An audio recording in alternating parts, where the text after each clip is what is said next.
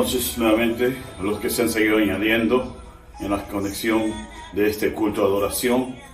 Y les voy a pedir que podamos inclinar nuestro rostro para poder orar y pedir al Señor que nos guíe en esta noche. Señor, queremos darte las gracias por permitirnos venir a tu presencia, alabarte, adorarte, y ponemos, Señor, nuestros corazones ante ti para que tú nos guíes, para que tú fortalezcas nuestra alma, para que tú traigas la revelación, el entendimiento y la predicación de esta palabra en esta noche, para que nos hables, Señor.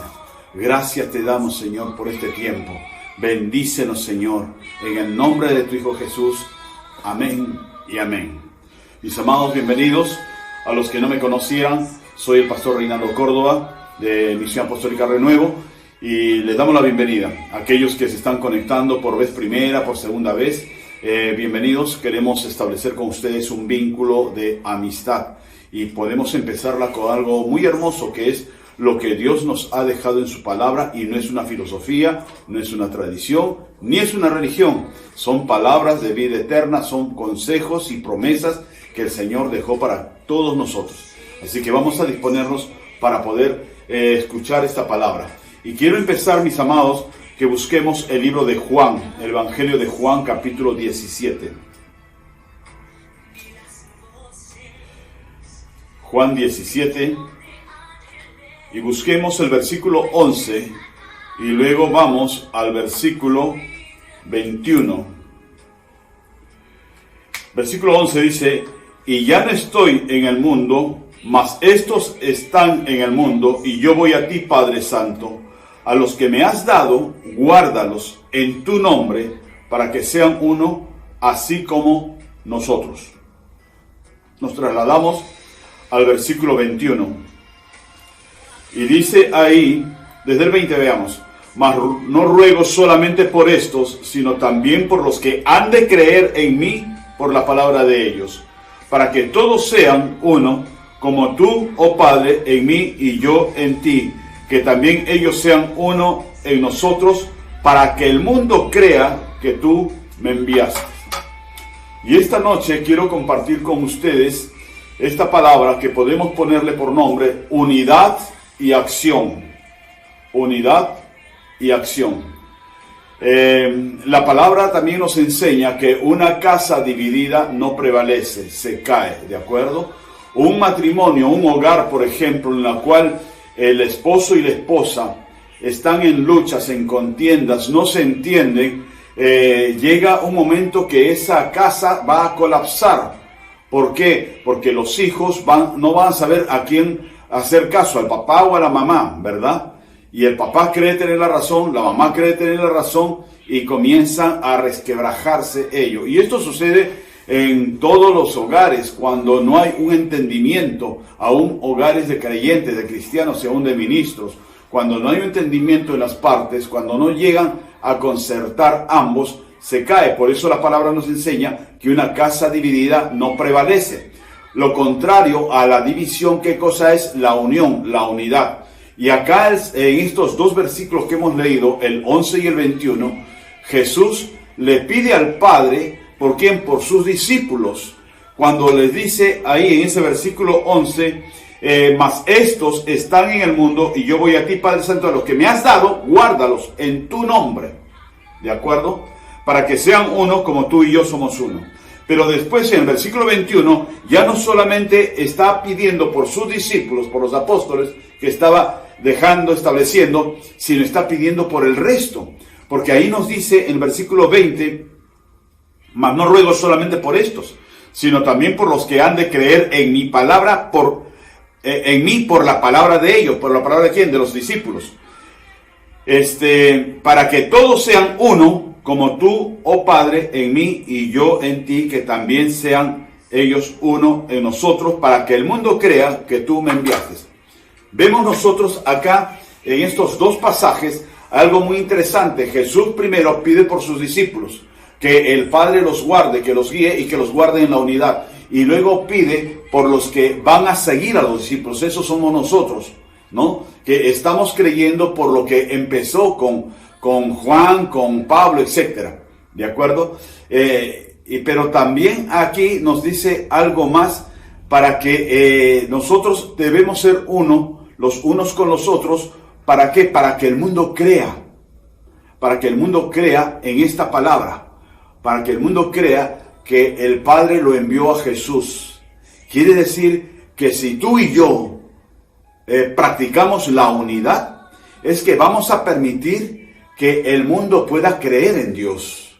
Y esto es muy evidente, porque muchas veces podemos haber visto o escuchado a personas que dicen: no, yo no quiero ser evangélico, yo no quiero ser cristiano, porque todos somos hipócritas. ¿Por qué? Porque lamentablemente conoció o vio un mal testimonio de algún mal creyente, un mal cristiano. Y como por supuesto el mundo en su ignorancia y desconocimiento juzga a todos por igual. Pero ¿qué es lo que fracturó ese camino para esa persona para que creyera en el Señor?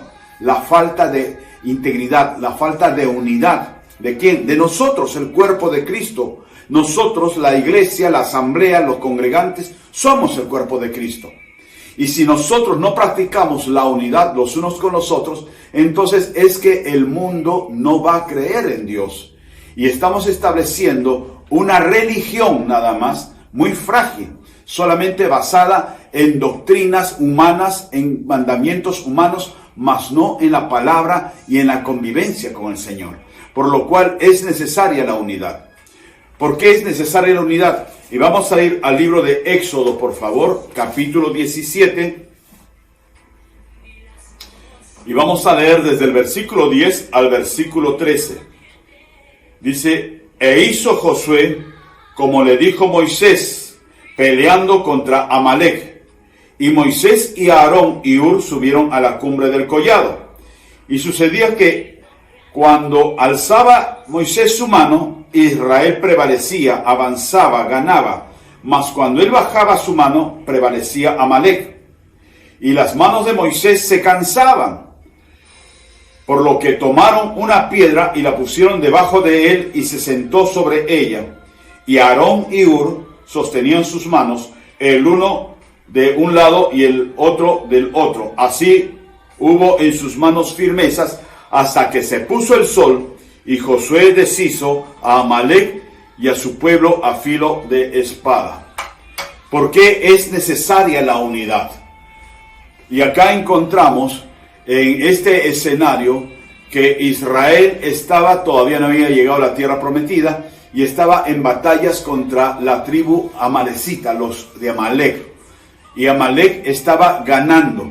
Y Moisés le dijo a Josué, versículos anteriores, que él arme el ejército, que él vaya y vea el ejército para contender con Amalec. Josué lo hizo como el comandante de las fuerzas de Israel, lo hace, lo arma y van a la batalla. Pero Moisés era un hombre inspirado por Dios y Dios lo usaba, pero era humano y era una persona mayor, ya mayor de 80 años. Y y él estaba con las manos levantadas en un collado, en la parte alta de un monte, y todo el mundo lo veía y todo el mundo avanzaba y comenzaba a guerrear, porque las manos de Moisés eran la guía y eran la autoridad que venía de Dios, ¿de acuerdo? Pero Moisés, por lo mismo que era humano, se cansaba y se le caían las manos, bajaba las manos, y entonces ahí es cuando Amalec avanzaba. ¿Qué es lo que hace? En este escenario encontramos a un Moisés, a un Josué, a un Aarón, el sumo sacerdote, hermano de Moisés, y a un Hur, que muchos dicen que era el artesano, el arquitecto, el ingeniero. Y al lado de Moisés estaban Aarón y Hur. Y ellos se dan cuenta de lo que está sucediendo. Entonces le ponen unas piedras para que esté sentado, descansado un poco, y Aarón le levanta una mano, le sostiene, y Hur le levanta la otra. Y entonces así las manos de Moisés estaban levantadas, ayudado por Aarón y Hur, y Josué abajo en la batalla, y comenzó a ganar Josué, y vencieron en esa batalla a los amalecitas. ¿Qué encontramos nosotros? Que en este escenario de batalla, cada uno hacía una acción diferente a la del otro, ¿de acuerdo? Pero todos al unísono estuvieron juntos para poder, desde su lugar, desde su posición, poder ayudarse mutuamente y poder avanzar en la batalla. La unidad de unos con otros te va a dar la victoria. nosotros no podremos tener victoria si es que no hay unidad. Cuando nosotros a las 7:30 de la mañana nos ponemos a interceder y a orar por los enfermos, estamos concertando, estamos unidos, estamos orando por la misma persona en ese momento, estamos intercediendo. Y entonces por eso es que hemos visto cerca de 400 victorias en lo que son pacientes con COVID en estos 7 meses.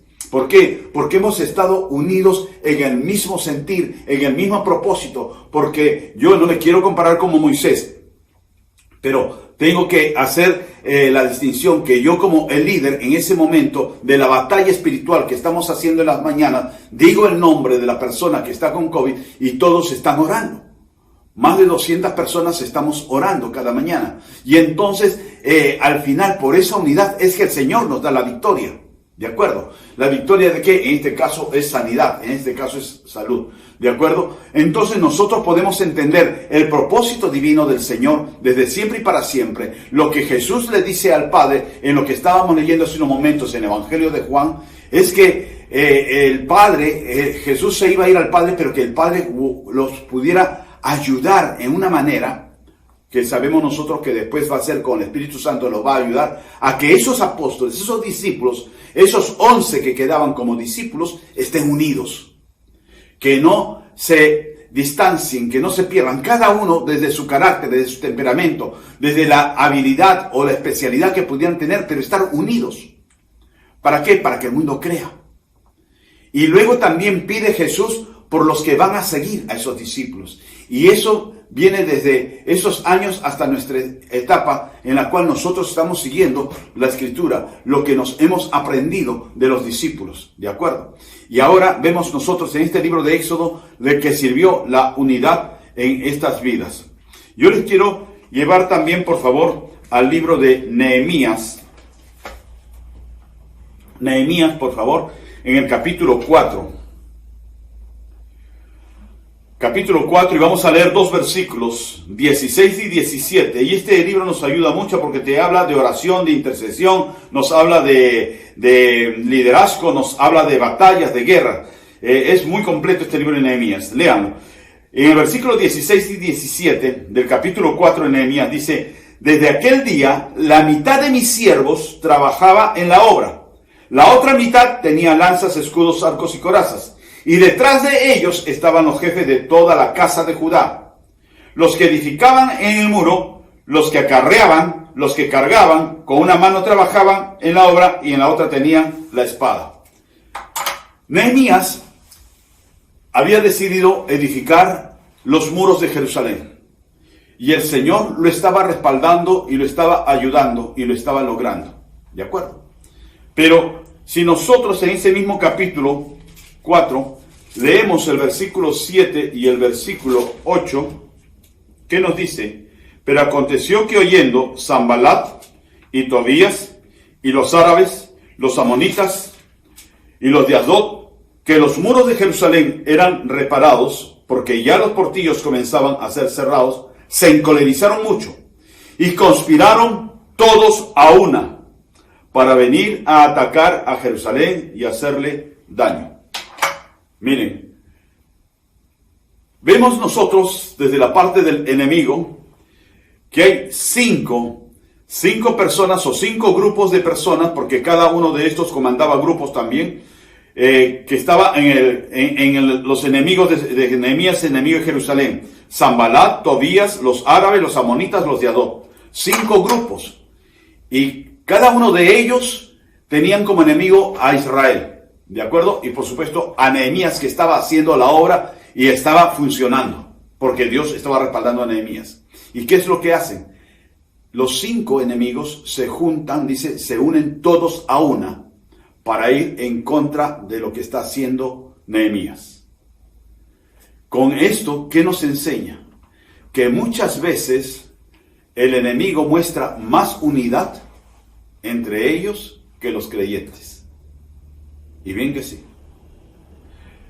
Cuando nosotros encontramos los versículos que leíamos en lo que hace Nehemías, él está delimitando acá los que hacen la obra, los albañiles que están trabajando, edificando, y también otros que estaban con las lanzas, con los escudos, todo a la defensa, cuidando a los que están haciendo la obra.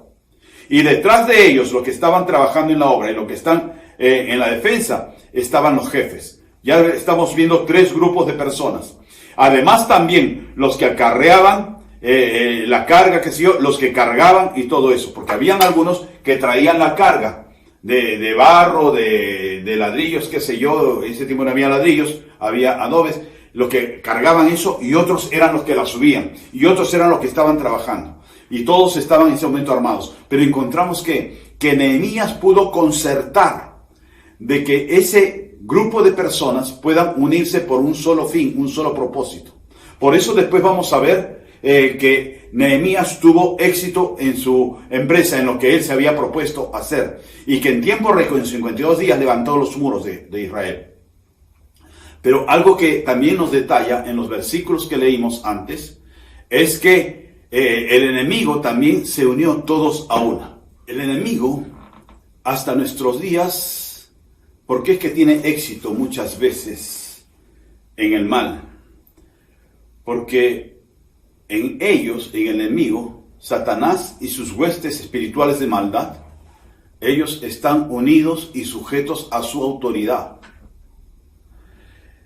Nosotros podemos ver en una ciudad o en una nación, en una ciudad vemos por un lado, o en un barrio puede haber drogadicción, en otro barrio prostitución, en otro barrio puede haber homosexualismo, lesbianismo, en otro barrio violencia, asaltos y todo eso. En otros barrios, a veces en la parte del centro de las ciudades, o las zonas céntricas, ¿qué es lo que hay? Hay casinos, hay bares y todas esas cosas, y nada de eso está dentro del bien que el Señor quiere para el ser humano, porque esas cosas al hombre lo distrae y lo aparta día a día más de los caminos del Señor.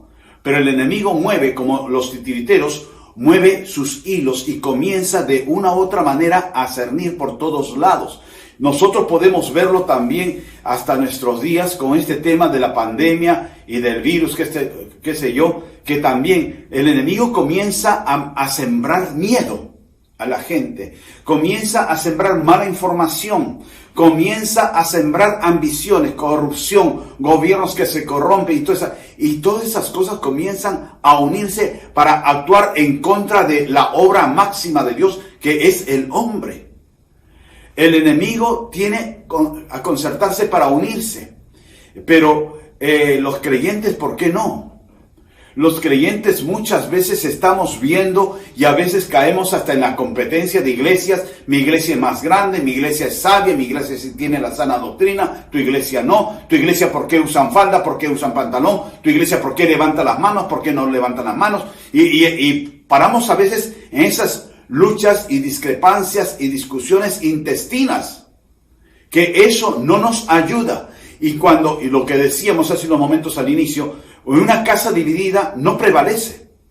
Y entonces la estrategia del enemigo es eso, sembrar discordia, sembrar desunión.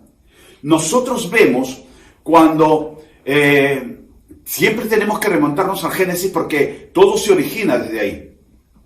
Cuando Dios hizo al hombre, lo hizo del polvo de la tierra y le da aliento de vida, le dio de su ADN, entre comillas, espiritual. Y el hombre fue un ser viviente, hecho a la imagen y semejanza de Dios, ¿de acuerdo?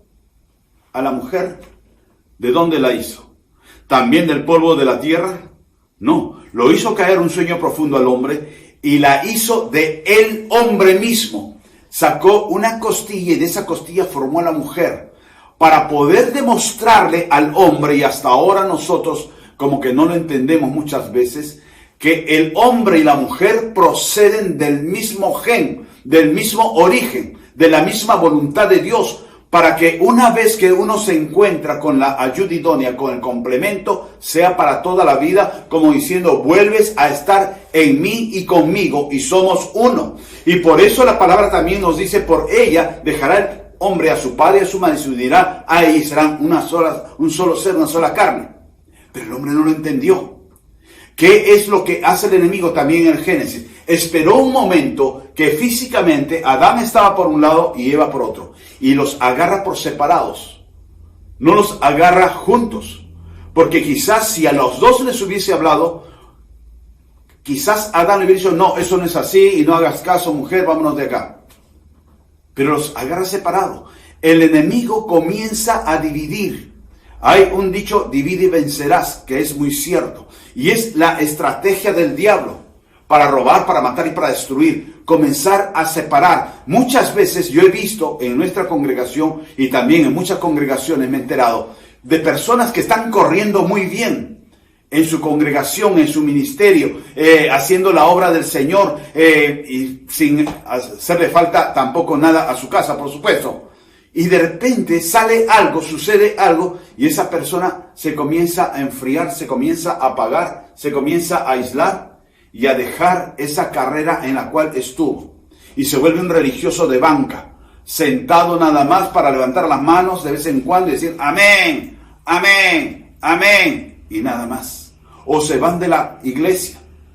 Se van de la iglesia porque, qué sé yo, se les pasó cualquier cosa, que no me miró, no me saludó, porque tal persona me miró feo. Y se van de la iglesia. ¿Quién ganó? El enemigo. Porque eso es lo que buscaba, separarlo del lugar donde Dios lo había puesto para que crezca, desarrolle y sea bendición para otros.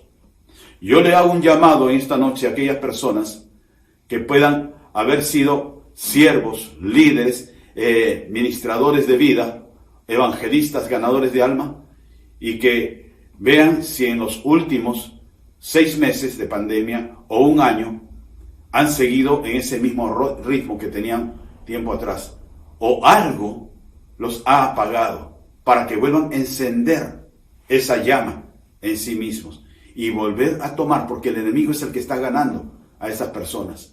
Nosotros debemos entender que Dios lo que busca es una unidad en su iglesia, pero en esa unidad también hay una acción. Porque no podemos nosotros solamente practicar una unidad muy pasiva. Está bien, ya yo restauro con hermanitos, somos todos hermanos en el Señor, que esto, que el otro, ya. Y me siento a recibir la palabra, recibir la palabra, recibir la palabra. Es bueno eso. Es bueno recibir la palabra. Pero si puedo dar algo más en acción, hacerlo. Cuando nosotros encontramos lo que leíamos en un inicio en el Evangelio de Juan, Jesús había dejado a sus discípulos y los deja bien cimentados con ejemplo, con testimonios, con palabra. Y el Señor Jesús le pide al Padre que los guarde a ellos en unidad. ¿Para qué? Para que ellos puedan entrar en la acción. Tanto así que en el versículo 21, Jesús está pidiendo por los que van a creer a causa de sus discípulos. Quiere decir que los discípulos iban a estar en unidad, pero iban a estar en acción, compartiendo, enseñando y ganando otras vidas, por los cuales luego Jesús también pide que esas nuevas vidas puedan también vivir en unidad. La unidad nos debe llevar a nosotros a la acción. Y la acción no solamente es que vamos a estar parados en la plaza gritando a voz en cuello que Jesús es el Señor. Si Dios te lo muestra, hazlo. Pero nosotros tenemos ahora la gran ventaja de esto, de lo que estamos haciendo ahora, del internet, de poder usar las redes para poder comunicarnos con cualquier persona y decirle, ¿cómo estás? ¿Cómo te ha tratado esta pandemia? ¿Cómo está tratando a tu familia, a tu vida? Y muchos te van a decir, estoy preocupado por esto, déjame orar por ti. Y luego al día siguiente, a los 2 días, ¿cómo estás? Y invitarlo a una de las conexiones que tenemos. Porque no estamos conectando para hacer una religión, sino para poder tener una relación con el Señor. Cuando nosotros comenzamos a entrar en acción, como lo hizo Juan, como lo hizo Santiago, como lo hizo Pedro, como lo hizo Pablo, nosotros estamos entrando en una unidad en acción. ¿Por qué? Porque en la unidad estamos orando también y estamos ocupándonos por los menos favorecidos, por los que están en desgracia, quizás por los que están con problemas. Nosotros tenemos que ver lo que Dios quiere que nosotros hagamos en esa acción. Algo que encontramos en la unidad y en la acción que Dios nos muestra es, uno fue el hombre y la mujer, que los dos son uno, pero tienen que estar en acción, tienen que andar juntos. No es el hecho, ya mujer, tú eres parte mía, yo soy parte tuya, y gloria a Dios. Y como Adán y Eva, cada uno por su lado, porque ahí vino la tentación y cayó la mujer. ¿De acuerdo? Lo mismo también nos deja el ejemplo de José y María. José y María, cuando tenían que ir a Belén de Judá para ejercer un voto por decreto legal, María estaba esperando a su primogénito, y María era una niña, era una adolescente, y estaba esperando a su primogénito, y estaba en los últimos días, tanto así que le sorprende el parto en el viaje, ¿de acuerdo? Y entonces ella pudo quizás eximirse y decir, no puedo, estoy con dolores, me duele la cintura, y no había en ese tiempo avión, no había Itza, no había Cruz del Sur, Buscama, que iba a viajar tranquilita, sino que era en burro. Ahora, una mujer embarazada y que va a ir a trote en caballo, y cuanto peor en un burro o mula, eso, el movimiento propio del burro es abortivo, porque el trote de un caballo, de un asno, de una mula, no es suavecito, sino va saltando. Y la mujercita, con los últimos días y con los dolores que podía tener, ella fue. ¿Con quién? Con José, y José con María, y los dos estuvieron juntos, y tuvieron que llegar a Belén de Judá, y no había posada para ellos, y buscar lo que sea, y entra en un establo los dos juntos, y cuando nace Jesús, los encuentra a los dos juntos. Entonces ahí encontramos que el hombre y la mujer tienen que estar en unidad para que ese matrimonio, para que ese hogar funcione. Tienen que estar en unidad, tienen que estar unidos en todo, tanto en lo natural como también en lo espiritual y en lo almático, en los conceptos, en las decisiones para la casa y para el hogar, estar unidos. Nosotros también podemos ver, hay una plegaria en el pueblo hebreo que está también en la Torá, que está en Deuteronomio 6:4, que dice Shema Israel, que le llaman la Shema. Oye Israel, Dios uno es. Y si nosotros somos de Dios y provenimos de Dios, también tenemos que ser uno, como decía Jesús, para que sean uno como tú y yo somos uno. Y nosotros tenemos que llevar la unidad a la acción. ¿Cómo vamos a llevar la unidad a la acción? Pues propiciando la unidad. Ahora, no es solamente que me voy a unir con la persona que me cae bien, con la persona que me llevo muy bien, sino poder restaurar la unidad con los cuales se perdió la unidad. En la restauración, ¿qué cosa es el perdón? El pedir perdón o perdonar. Es difícil, muchas veces lo es, cuando la llaga, cuando la herida es profunda. Pero debemos de hacerlo en procura de la unidad. ¿Sabes por qué? Porque si no hay perdón en nuestro corazón como una acción para la unidad, nosotros no podemos hablar de amor. Porque el amor no puede ser selectivo. El amor no puede decir, yo amo a este, pero a este no lo amo. Cuando nosotros oramos en las mañanas por las pacientes que están enfermos de COVID y también por otras enfermedades, con cáncer, con depresiones, y oramos por todos ellos. ¿Acaso cuando nos dicen, por favor, puede orar por X persona? ¿Acaso nosotros miramos X persona? ¿Ya qué es lo que tiene tal cosa? Ok. ¿Y cómo ha sido su vida? ¿Ha sido una persona honesta? ¿Ha sido una persona pecadora? ¿Se ha arrepentido? No. Sino oramos por esa persona y bueno, su pecado o sus errores que puede haber tenido de vida. Y el Señor verá con esa persona. Y oramos por esa persona. ¿De acuerdo? Cuando oramos incluso por los internos de los penales, no oramos perdonándole nosotros sus pecados, sus delitos. No, eso es el problema judicial que tiene esa persona con el Estado. A nosotros lo que nos interesa es la vida de la persona, para que sea arrebatada de las garras del enemigo, de las garras del campo enemigo. Nosotros lo que tenemos que hacer es practicar la unidad, pero la unidad en acción es ponerle pies a nuestras palabras. Sí, está bien, yo voy a practicar la unidad, hazlo. Tienes que hacerlo, tienes que buscar a las personas, tienes que llamar a alguien o escribirle a alguien, decirle, estoy pensando en ti, ¿cómo estás? ¿Cómo te encuentro? Y comenzar a practicar el amor por esa persona. El amor, ¿qué es lo que dice la palabra? ¿Qué cosa es el amor? En uno de los versículos, el amor no busca lo suyo. El amor todo lo cree, todo lo espera. Y eso es el amor. El amor es la clave para la unidad. Y la unidad en acción te va a traer, como le trajo a Josué, y como le trajo a José y María, y como le trajo también al cristianismo iniciado por Jesús, victoria.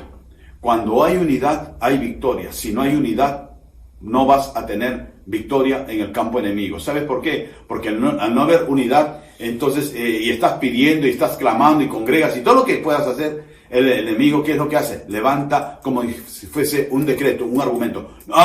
No se le puede bendecir, Dios no puede bendecirlo a él, porque mira, hay un argumento contra él, que no tiene perdón en su corazón, no tiene unidad con los demás. Amén. Vamos a orar, mis amados. Gracias te damos, Señor, por esta noche. Gracias por tu palabra. Gracias, Señor, por lo que nos enseña. Gracias, Señor, porque nos instas, nos exhortas para practicar la unidad y practicar, Señor, el amor, Señor. Gracias te damos, bendito Padre Celestial, porque queremos, Señor, ser uno, Señor, con nuestros hermanos, con nuestros amigos. Poder nosotros clamar por sus vidas, por sus necesidades y poder, Señor, ver que ellos van a ir mejorando en sus cosas. No estamos nosotros para juzgarlos, no estamos nosotros para criticarlos, estamos nosotros para levantar vidas, para poder clamar por ellos y que conozcan, Señor, de tu presencia. Gracias te damos, Señor, por este momento, por este tiempo. Bendícenos, Señor, bendice nuestras vidas, bendice, Señor, nuestra familia, nuestros hogares. Gracias te damos, Señor, por esta palabra y que sea revelada en nuestros corazones y que podamos nosotros ver qué cosas tenemos que perdonar y qué cosas tenemos que reconocer para pedir perdón, Señor, para poder concentrar la unidad en nuestro hogar, en nuestra familia, en nuestro trabajo, en nuestra sociedad.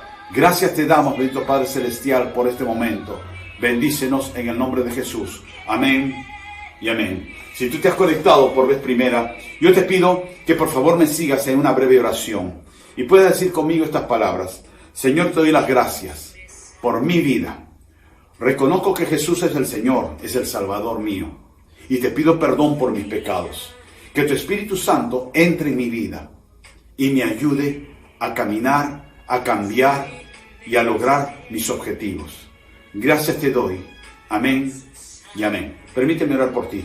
Padre, yo te doy las gracias por esta vida, por esta persona que se ha conectado recientemente. Yo te pido, Señor, por él, por ella, te pido por su familia, te pido por el pan de su mesa, por la provisión económica, por su salud, por su tranquilidad espiritual, por su tranquilidad psicológica, Señor. Te pido para que esté confiado en ti, esperando en ti y recibiendo de ti.